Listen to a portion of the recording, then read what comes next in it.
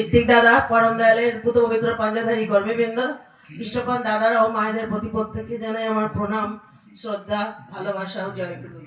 আজকে এই গৃহে আমাদের কাকা রাম কাকার বাৎসরিক অনুষ্ঠান হয়ে গেল। তার বিদেহী আত্মা চির সান্ত্বনা প্রার্থনা করি পরম পিতার রাতুল চরণে।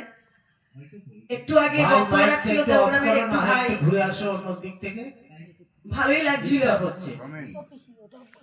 কিন্তু আমরা প্রত্যেকেই প্রতি মুহূর্তে হয়ে ওঠার চেষ্টা করি। আর এই হয়ে ওঠার জন্য ঠাকুর বলেছেন বিইং এন্ড বিকামিং, এটার জন্য যে সাধনা, সেই সাধনা কিন্তু প্রত্যেকের ভেতর থেকেই উঠে আসছে। এই যারা এসছেন এখানে বা যারা আছেন বা যে বাড়িতে অনুষ্ঠান, তারা অনেক পুরনো সৎসঙ্গী। তারা আমারও দীক্ষা নেওয়ার আগে সেই কাকা কাকিমা দীক্ষা নিয়েছেন। তো যাই হোক, ভাই যেটা বললো সেটাই সত্যি। গুরুর যখন যেমন আদেশ আসে সেটা পালন করাই আমাদের প্রকৃত ধর্ম। আমরা যেদিন দীক্ষা নিয়েছিলাম সেদিন আমরা সংকল্পবদ্ধ হয়েছিলাম, আজ হইতে তোমাকে প্রতিষ্ঠা করার জন্য আমি সর্বরকম চেষ্টা করব। সেই চেষ্টায় আমাদের যদি গাফিলতি থাকে তাহলে তো হয়ে উঠতে পারবো না। আমরা জানি চিনি মিষ্টি, কিন্তু চিনির স্বাদ মুখে না দিলে তো বুঝবো না চিনি মিষ্টি কিনা। আগে তো মুখে দেব, মুখে দিলে বুঝবো চিনি মিষ্টি, আর নুন মুখে দিলে বুঝবো যে ওটা নোনতা। তাই ঠাকুরকে যারা ধরেছেন ধরার মতো ধরতে হবে। ধরার মতো না ধরলে, ঠাকুরকে ধরতে হবে কেমন জানেন? হনুমানের বাচ্চা যেমন মা হনুমানটাকে একদম জাপটে ধরে, মা হনুমান এই ডাল থেকে ওই ডালে, ওই ডাল থেকে ওই ডালে, যত ছাদ থেকে যত ছাদে যাক না কেন বাচ্চা কিন্তু পড়ে না। হনুমানদেরও একটা ধর্ম আছে, একবার পড়ে গেলে তাকে আর মা গ্রহণ করে না, তাদের যে নিয়ম তারা আর নেয় না। তাই সেই জন্য আমরাও ঠাকুরকে ওইভাবে জাপটে ধরবো, যখন যেমন যত প্রতিকূলতাই আসুক না কেন আমরা ঠাকুরের, আমরা আর কারো জন্য না। তাই পরম পূজ্য প্রীতিদেব বলেছেন, you are for the lord not for others, and you are for the lord so for others. আগে তুমি ঠাকুরের, তারপর তুমি অন্যের।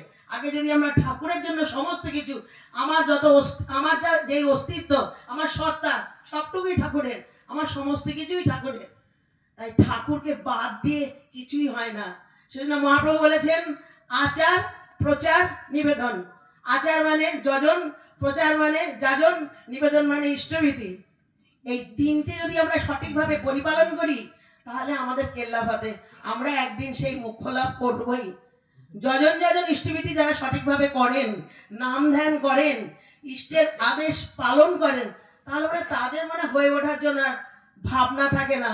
সেজন্য বিশেষ করে মা, যে বাড়ির মা সঠিক, তিনি নিজে আগে ঠাকুরকে ধরে সন্তানকে শেখাবেন, ঠাকুরকে ধরেছ প্রণাম করো। মা যেটা করে করিয়ে শেখাবেন, ঠাকুর তাই বানিয়ে দিলেন করে করিয়ে শেখাতে হয়, নাহলে কিন্তু পস্তাতে হয়। আগে তো মা শেখাবেন না। ঠাকুর ছেলেকে যদি বলা হয় প্রণাম কর প্রণাম কর, ছেলে কিন্তু বুঝবে না। তাই মাকে ঠিক মতো করতে হবে। সে ঠাকুর কি বললেন, একটি মা যদি নিজে ঠাকুরকে ধরে ঠাকুরের হয়ে ওঠেন, তবে সেই মায়ের গর্ভজাত সন্তানের ইষ্টের হয়ে ওঠার ব্যাপারে কোনো ভাবনা থাকে না। তাই মা যদি সঠিক হন, সত্যিই সবকিছু সঠিক হবে।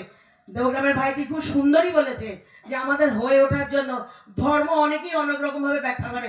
ধর্ম কিন্তু একটাই, তাকে গ্রহণ করো, তাকে ধরো। কৃষ্ণ কেমন, যার মনে যেমন।